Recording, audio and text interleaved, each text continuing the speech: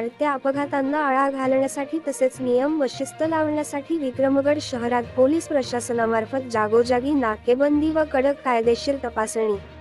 पालघर जिल्ह्यामध्ये या आदिवासी बाहुबल क्षेत्रामध्ये सर्वात जास्त मोटरसायकल अपघाताचे प्रमाण आहे आणि अज्ञान आणि शिस्त नसल्याकारणाने नाहक अपघातात निष्पाप प्राण सुद्धा जात आहेत।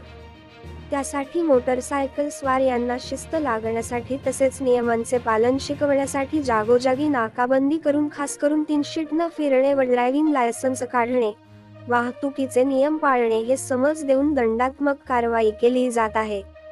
यावेळेस प्रभारी विक्रमगड पोलीस निरीक्षक श्री प्रदीप गीते एपीआय जगताप सर आणि त्यांचे सहकारी सकाळपासून शिस्तीने गस्त घालत आहेत। पालघर क्राईम रिपोर्ट नईम बेग चे रिपोर्ट। आमच्या सोबत विक्रमगडचे प्रभारी प्रदीप गीते आहेत। सर, हा नाकाबंदी एवढ्या मोठ्या प्रमाणात का चालू आहे? पालघर जिल्ह्यामध्ये माननीय पोलीस अधीक्षक बाळासाहेब पाटील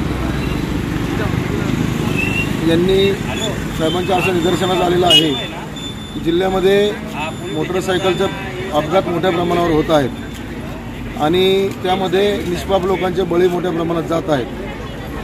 जिल्ह्यामध्ये बऱ्याचदा आता अलीकडे चोरीच्या मोटरसायकलचं प्रमाण देखील वाढलेलं आहे आणि त्या अनुषंगाने माननीय पोलीस अधीक्षक साहेबांनी जिल्ह्यामध्ये या गुन्ह्यांना आळा बसावा, त्याचबरोबर लोकांमध्ये शिस्त यावी। हेल्मेट न घातल्यामुळं, लायसन न काढल्यामुळे होणारे आणि टिबल सीटचं जे प्रमाण आहे त्यामुळे होणारे जे अपघात आहे त्या अपघातामध्ये मोटरसायकल चालकांचे मोठ्या प्रमाणात मृत्यू झालेले आहेत आणि एकदा का मोटरसायकलचा अपघात झाला का त्या कुटुंबावरती मोठा बाका प्रसंग येतो, दुःखाचा प्रसंग ओढावतो। म्हणून या सगळ्या गोष्टींना आळा घालण्यासाठी माननीय पोलीस अधीक्षक साहेबांनी संपूर्ण जिल्हाभर हे नाकाबंदीसाठी सक्त आदेश दिलेले आहेत आणि त्या अनुसार या मोठ्या प्रमाणावर जिल्हाभर हे नाकाबंदी सुरू आहे।